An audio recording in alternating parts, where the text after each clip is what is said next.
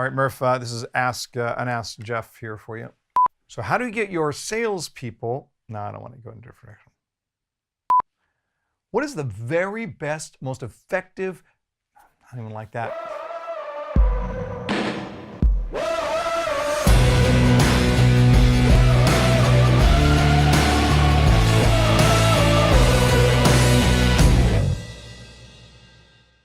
So I had a sales manager today ask me a really interesting question, and the question was, how do I get out of all of these meetings?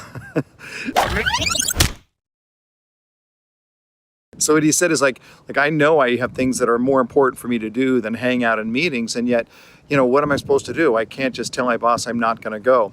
And I would look at it and say, I think I at least partially disagree. I think you can tell your boss that you're not going to go, and there are times when you must tell your boss that you're not going to go. So listen, here's the idea that you need to keep in mind, and that is that when you say yes to something, you say no to something else.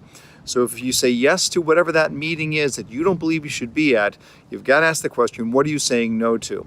And when we talk about managing up, that's exactly what has to happen. I have to look at it from the perspective that I'll go to this meeting if you want me to, but if I'm going to go to this meeting, it's going to cost you time over here. Now, in my mind, if you're a sales leader, what does that mean? It means it costs you time working with your salespeople to help them to be the best they can be. They're not going to get better by default. That is your job. That is your role as a sales leader. So I just want to encourage you here to have that conversation that has to do with how we manage up. What does that look like? This is one of the things I talk about a lot in my sales leadership roundtable is how do you focus on the right things in order to find the right success? And then how do you coach people around you, both up and down in your organization, to be able to see that and to agree on what those priorities are? And that sales leadership roundtable is, we spend a lot of time focusing on what really matters, what matters for your career, what matters to your organization, what matters to your sales team.